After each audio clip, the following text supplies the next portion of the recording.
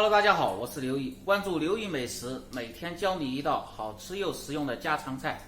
今天分享的是清炖狮子头，软烂入味，鲜香不肥腻。这是一道经典的淮扬菜，大厨今天分享详细的做法，喜欢的朋友可以试试。首先来吊个高汤，鸡腿一个剁成块，有老母鸡的最好是用老母鸡，放入盆中，用清水泡上，泡出血水。起锅烧水，放入泡洗干净的鸡腿，放入适量的料酒去腥，小火烧开后打去浮沫，盖上锅盖炖至1小时。准备一块肥膻瘦切的猪前筋肉，在这里告诉大家一个快速磨刀的方法，像这样把刀在瓷盘的底部蹭几下就非常的快。接着像这样直刀切下，切至肉皮处向前一推就能去掉肉皮。肉皮两面刮干净，然后放入盆中清洗干净，放入锅中和鸡肉一起熬汤，增加鲜汤的粘稠度。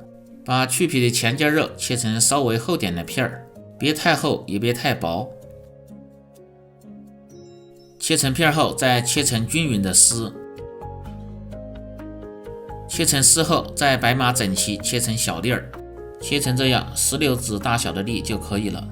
稍微剁几下即可装入盆中。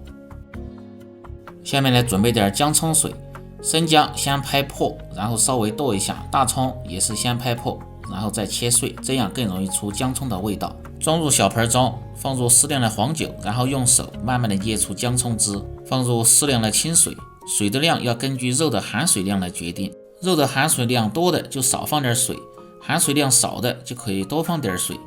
大葱葱白切成葱花，稍微切细一点，生姜切成姜末，也要切细一点，切好放入肉中。山药一节，削去外皮，清洗干净，最好是选择新鲜的马蹄，今天没有买到，有瓶装的，但是不够新鲜，切成丁儿后放入肉中。开始调味，放入盐稍微多一点，胡椒粉一勺，放入适量的姜葱汁，姜葱汁一定要少量多次的加入，切记不要一次加的太多。向着一个方向搅拌均匀，搅拌至看不见汁水，接着再加入适量的盐、姜葱水，向着一个方向继续搅拌均匀，放入适量的白糖和味提鲜。搅拌均匀后，放入少许的玉米淀粉，继续向着一个方向把玉米淀粉搅拌均匀。这时候了，动作一定要快，边搅边摔，摔出肉浆，搅拌上劲，这样煮的时候不易散，吃着口感更好，这是最关键的一步。下面来准备一个团肉丸的粉浆，放入适量的淀粉和清水，稍微稠一点，搅拌均匀备用。熬至1个小时的高汤，放入适量的姜葱片，这时候一定要关小火。下面开始来捏肉丸，稍微捏大一点，手中沾上适量的淀粉水，像这样来回的翻动，使其肉丸紧致，表面光滑。像这样来回翻动，一个肉丸大概在10多下左右。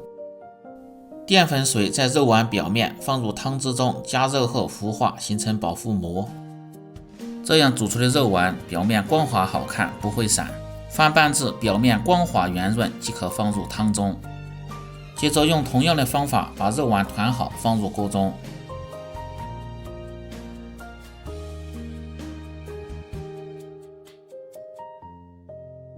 再准备新鲜的白菜叶，清洗干净，放在肉丸的表面，可以防止肉丸炖的时候表面发干，还可以吸去汤汁里边更多的油脂，而且汤汁喝起来还特别的清香。大火烧开后关小火，保持似开非开的状态，盖上锅盖炖至1个半小时。准备适量的油菜心，清洗干净，起锅烧水，放入少许的盐和色拉油，这样可以使烫出的油菜颜色鲜亮好看。水开烫40秒，然后捞出。